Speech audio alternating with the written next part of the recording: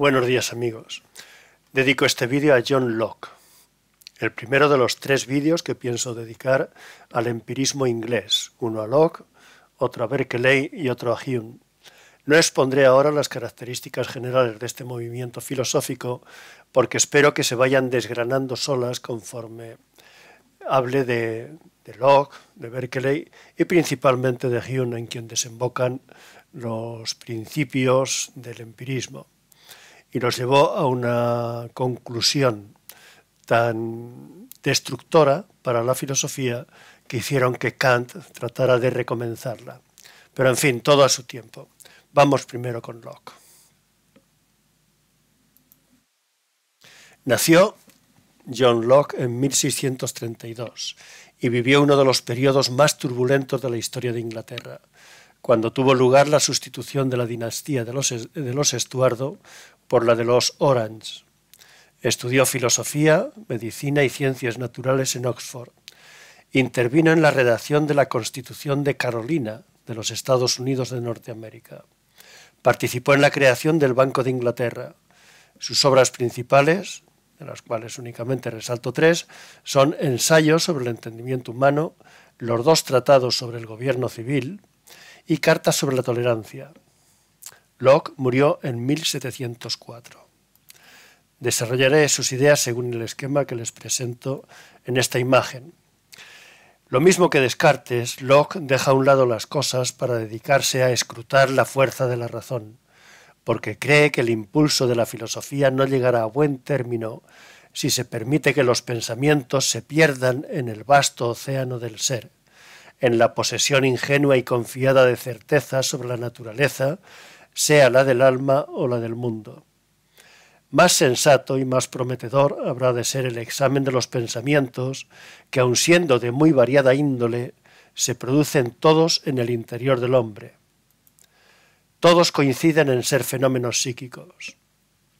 Y mientras no se sepa cómo se originan, cuál es la certeza que cabe esperar de ellos y hasta dónde se extienden los límites de su acción, no será posible tener una ciencia acabada, tan perfecta como le es posible al hombre conseguirla, sobre lo que más interesa conocer, la moral, que es, dice Locke literalmente, la ciencia propia y el negocio de la humanidad en general. Proponer a la investigación estos 3 temas hace que Locke ocupe un lugar crucial en la historia de la filosofía, por los motivos siguientes. 1. El origen del conocimiento es algo propio del empirismo, corriente británica que ya había tenido sus antecesores en Bacon y en Hobbes. 2. La certeza del conocimiento es herencia cartesiana. 3. El estudio de sus límites es iniciado por Locke y continúa hasta Kant, el autor que trata con más rigor este problema y en quien culmina la teoría del conocimiento de la edad moderna. Tratemos primero el origen del conocimiento según Locke. Si se aceptara sin más la existencia de ideas innatas, se estarían abrazando a ciegas por el camino de la fe unos principios que no habrían sido esclarecidos por el trabajo de la razón, lo cual sería incompatible con la decisión de someter a juicio los contenidos de conciencia. A esto se debe la larga refutación lockeana del innatismo. No hay en los hombres, dice, desde su nacimiento nociones especulativas o prácticas. No existen ideas innatas, pues entonces las tendrían los niños y los tontos, y en consecuencia no habría que empeñar tanto esfuerzo en enseñárselas. Y no vale oponer a esto, como muchas veces se ha hecho, que tales ideas innatas estarían ocultas en el alma y se manifestarían en la edad adulta, cuando los hombres entran en la razón. Algunos autores han aducido como prueba de esto último la certeza incuestionable con que se presentan los razonamientos matemáticos. Así Sócrates, en el Menón, cuando pretendió demostrar que el alma del esclavo había albergado desde siempre, aun sin él saberlo, la conclusión geométrica a que él mismo le había conducido mediante preguntas bien dirigidas. Locke aduce que una cosa es que una proposición sea evidente, como sucede en las matemáticas, y otra distinta que sea innata. También aduce que en el espíritu de los hombres no se hallan desde siempre verdades, principios o normas de conducta, y que a lo más hay en ellos una facultad natural para reconocer como evidentes algunos pensamientos. Pese a lo que ha solido creerse, esta crítica no va dirigida contra Descartes, porque él tuvo por innatas las ideas que su razón había encontrado evidentes sin ayuda externa, lo que no equivale a admitir que se hallan por igual en todos los hombres, incluidos los necios, los locos y los niños. Fue más bien el pensamiento antiguo el que con unas pocas excepciones se inclinó por el innatismo. La teoría platónica de la reminiscencia, que combinaba elementos órfico-pitagóricos con la intención de distinguir el verdadero saber de la opinión, y la teoría agustiniana de la iluminación, ejercieron una profunda influencia durante toda la Edad Media y gran parte de la Edad Moderna.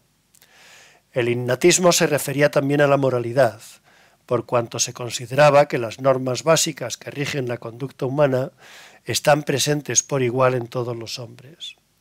Esto era generalmente admitido en tiempos de Locke, por lo que su refutación iba dirigida contra la creencia general.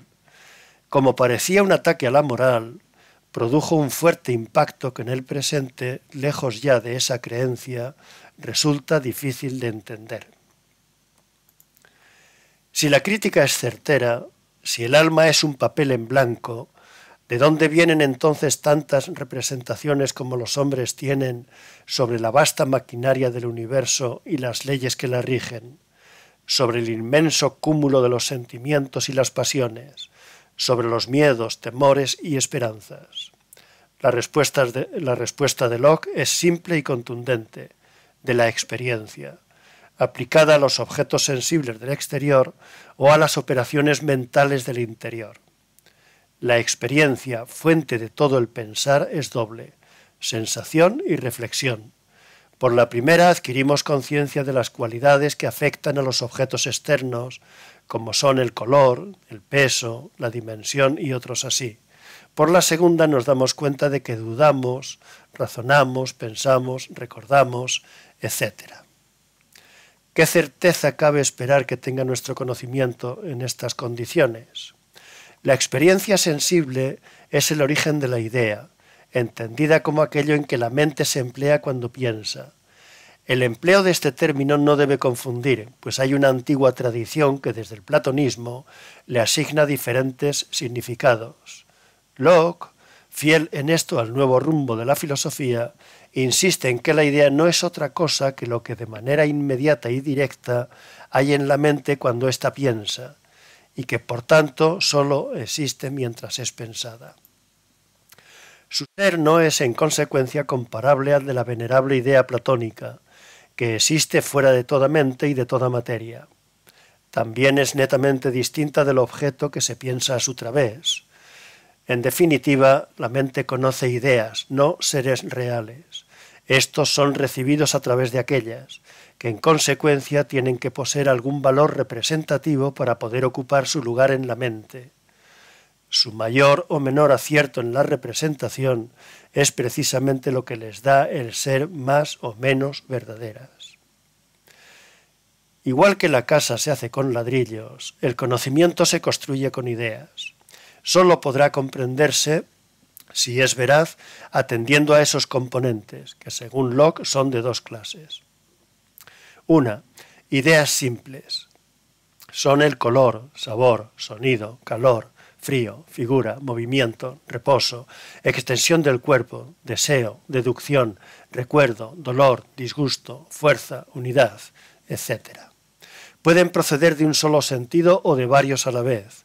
Pueden proceder también de la reflexión y, por último, pueden proceder de la sensación y la reflexión simultáneamente. 2. Segunda clase de ideas. Ideas complejas. Son las que resultan de la combinación, comparación o repetición de las ideas simples. De aquí se desprende que el entendimiento es incapaz de producir una sola idea nueva. Un hombre puede pretender elevarse por encima de las estrellas con sus fantasías e imaginaciones, pero es en vano, pues no hay una sola de sus representaciones, por formidable u original que a él y a todos los demás parezca, que no haya sido antes una o varias ideas simples de su experiencia, y después una combinación de ellas por la acción de su memoria. Esta clasificación es coherente con la negación del innatismo, a la que añade un argumento más. Si, como se ha dicho antes, y afirma explícitamente Locke en el libro cuarto del ensayo sobre el entendimiento humano, la mente no conoce las cosas inmediatamente, sino por la intervención de las ideas que de ellas tiene, entonces, ¿dónde se halla la garantía de que unas se correspondan realmente con las otras?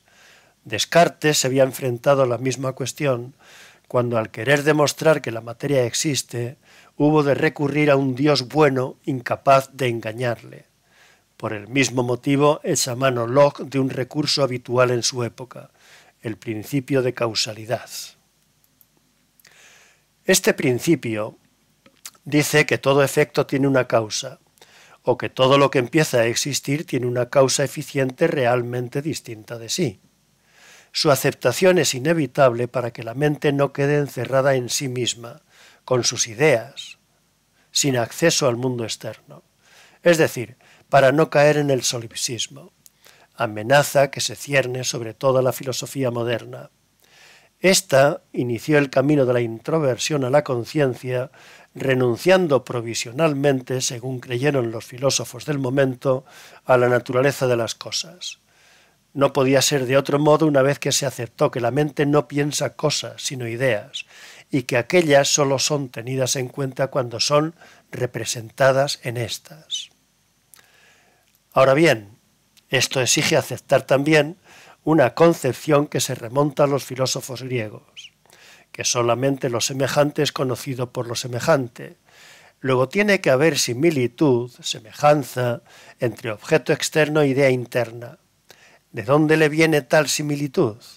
Según Locke, del objeto mismo, que es la causa de la idea. Las ideas simples no son producto de la fantasía, sino de las cosas externas.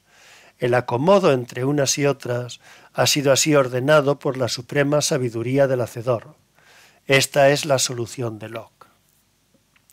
No deja de causar sorpresa que también él, como antes Descartes, se vea obligado a recurrir a Dios para asegurar la certeza del conocimiento. El respaldo del principio de causalidad y del divino Hacedor le permite además concluir que tales ideas simples, directamente relacionadas con los objetos, son todas veraces, y que en virtud de tal dependencia causal, ninguna de ellas es innata. Con todo lo cual tiene que ver lo que dice Locke a propósito de los límites del conocimiento. La mente, según lo dicho, no puede ir más allá de tales ideas simples, ante las cuales es tan pasiva como el espejo ante la dama que se mira en él. Los edificios que la razón levanta combinando dichas ideas simples y formando otras complejas, alejadas ya en consecuencia de su contacto con la realidad, pueden no corresponderse con esta. La mente es completamente pasiva en el primer caso, pero es activa en el segundo. Cuando no hace nada, hay garantía de que no pone nada de su propio interior, pero cuando interviene en la combinación de ideas simples, cosa que no puede menos que hacer, pues éstas como átomos mentales tienen que ser combinadas en construcciones mayores, se acrecienta la posibilidad de que los resultados de su acción no se correspondan con la naturaleza. No se crea, sin embargo, que todas las ideas simples reproducen con la misma fidelidad y exactitud las propiedades reales de los objetos. Unas son cualidades primarias, que ofrecen a la mente propiedades inseparables de los cuerpos, y son dureza, extensión, figura, movimiento, reposo y número. Las otras son cualidades secundarias, que si bien son útiles para discernir cómo afectan las cosas al espíritu, no están presentes en ellas más que virtualmente. Son los colores, sonidos, sensaciones del gusto y otras semejantes a estas. Las cualidades primarias son, por tanto, imágenes directas de los objetos, pero nada hay en estos que se parezcan exactamente a las secundarias. Y con esto llegamos al final de la exposición de la filosofía de Locke. Vale la pena extraer una conclusión que sea el final de este vídeo, a propósito del empirismo de Locke. El empirismo, tanto el de Locke como el de Hume, como se verá cuando le llegue el turno a este autor, tenía que conducir a un desplazamiento de la ontología por la psicología. Las diferencias entre ambos son las que derivan de sus respectivas actitudes ante el innatismo. Locke, que negó todo contenido innato en la conciencia, pudo todavía respetar la tesis según la cual existe un conocimiento de objetos externos, si bien a costa de una incongruencia. Si el espíritu solo trata con ideas y si conocer es percibir el acuerdo o desacuerdo entre ellas, como él mismo dice, ¿no habrá de verse el mundo externo como un producto de la fantasía? La respuesta es que las ideas o cualidades simples producidas por las cosas sobre el espíritu valen como imágenes suyas, pero que las complejas, excluida la de sustancia, son creadas por la mente y en consecuencia no reflejan nada ajeno a ellas. Luego la idea compleja de sustancia y las simples de color, cantidad, peso o sonido pueden representar el mundo externo. Ahora bien, ¿cómo saberlo? Hay que partir de una definición básica citada antes, que el conocimiento es la percepción del acuerdo o desacuerdo entre ideas. Será conocimiento intuitivo, siempre que dichos acuerdo o desacuerdo se perciban inmediatamente entre dos ideas, sin ayuda de ninguna otra.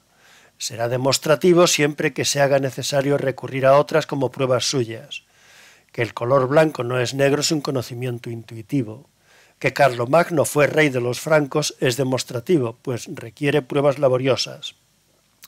De aquí se desprende que el primero es mucho más seguro que el segundo. Por último, está el conocimiento producido por una sensación actual.